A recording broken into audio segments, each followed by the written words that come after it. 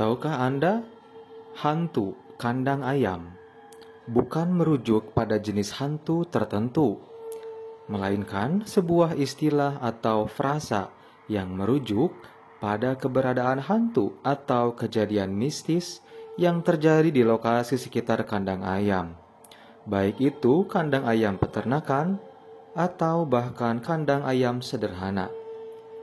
Fenomena ini sering muncul dalam cerita horor atau mitos yang melibatkan lokasi seperti kandang ayam, seringkali dikaitkan dengan mitos atau cerita rakyat mengenai penampakan makhluk halus.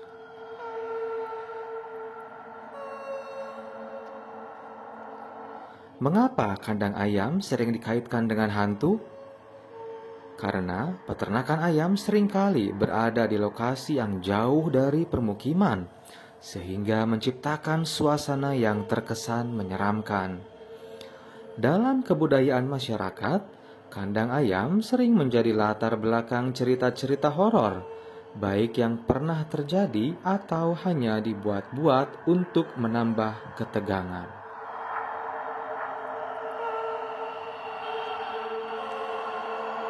Beberapa cerita dikaitkan dengan kejadian tragis yang menimpa seseorang di peternakan ayam, sehingga menimbulkan cerita misterius dan horor.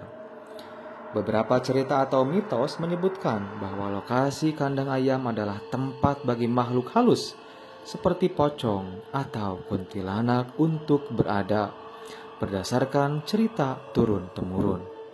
Namun, penting untuk diingat bahwa hantu kandang ayam lebih bersifat cerita dan mitos daripada fenomena yang dapat dibuktikan secara ilmiah.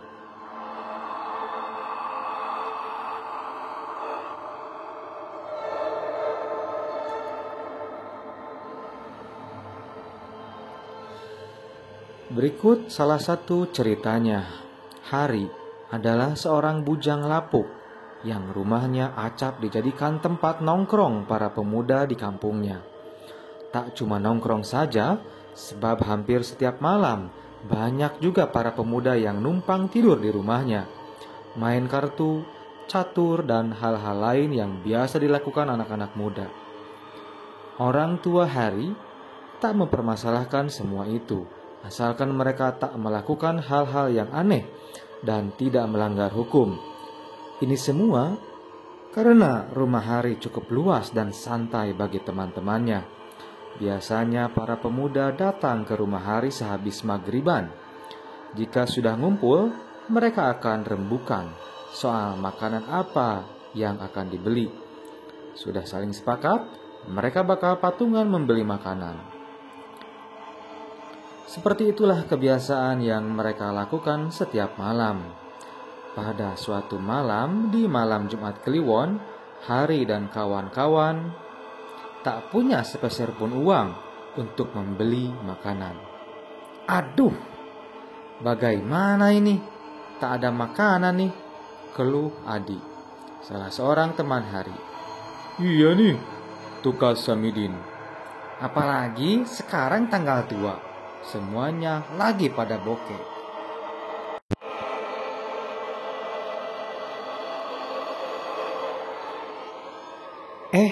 Gimana kalau kita nyolong tebu saja?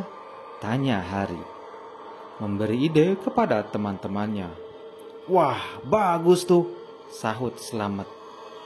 Ide itu mereka tindak lanjuti. Rencananya, mereka akan mencuri tebu di perkebunan tebu sebelah timur, dekat perkampungan mereka, dekat peternakan ayam.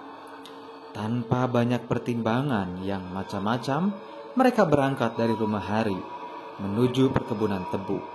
Mereka tak ingat sama sekali kalau saat itu adalah malam Jumat Kliwon.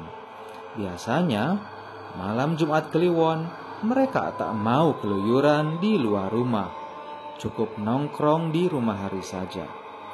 Sesampainya di perkebunan tebu, Hari yang membawa sabit langsung menumbangkan beberapa batang tebu yang ranum dan tampak manis. Teman-temannya yang mengumpulkan tebu-tebu yang sudah ditebang Hari.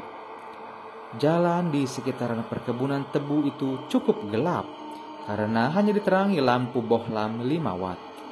Itu pun lampu penerangan yang ada di depan peternakan ayam. Ketika mereka hendak membawa tebu-tebu yang sudah ditebang ke rumah Hari, tiba-tiba Hari terkejut oleh sosok bayangan hitam yang berada di pojok peternakan ayam. Hari memandangi sosok itu tanpa berkedip. Perasaannya bercampur aduk antara rasa takut dan ingin lari. Hari bertanya pada teman-teman yang lain, berharap mereka melihat hal yang sama seperti hal yang dilihatnya. Dan akhirnya semua memandangi bayangan hitam itu tanpa berkedip. Mula-mula bayangan hitam yang dilihat mereka adalah makhluk kecil berbentuk seperti kucing. Semua badannya berwarna putih. Saat diperhatikan terus-menerus, makhluk itu makin membesar dan makin meninggi, kira-kira setinggi tanaman tebu siap panen, dan berwarna putih. Usai makhluk itu bertambah tinggi ukurannya, makhluk itu langsung berjalan ke arah barat. Sampai di ujung peternakan ayam, makhluk itu raib.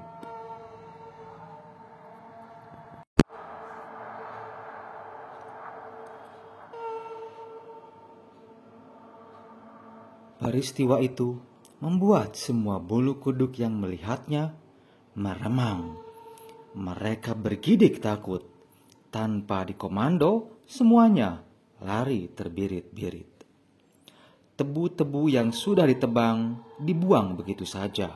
Bagi mereka yang penting selamat terlebih dahulu. Sesampainya di rumah, Hari menceritakan kejadian tersebut kepada ayahnya yang sudah tua. Tadi aku dan kawan-kawan melihat makhluk mengerikan, ayah, tukas Hari. Siapakah ia, ayah? Ayah Hari menjawab kalau makhluk itu adalah penunggu peternakan ayam. Makhluk itu seringkali menampakkan wujudnya, terlebih lagi di malam Jumat Kliwon. Tapi makhluk itu sama sekali tak mengganggu masyarakat sekitar. Sang pemilik peternakan ayam sengaja menaruh makhluk halus untuk menjaga peternakan miliknya.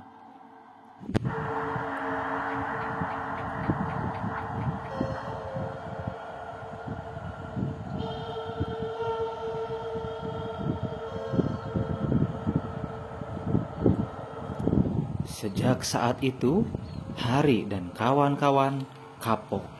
Mereka tak pernah lagi mencuri tebu orang lain.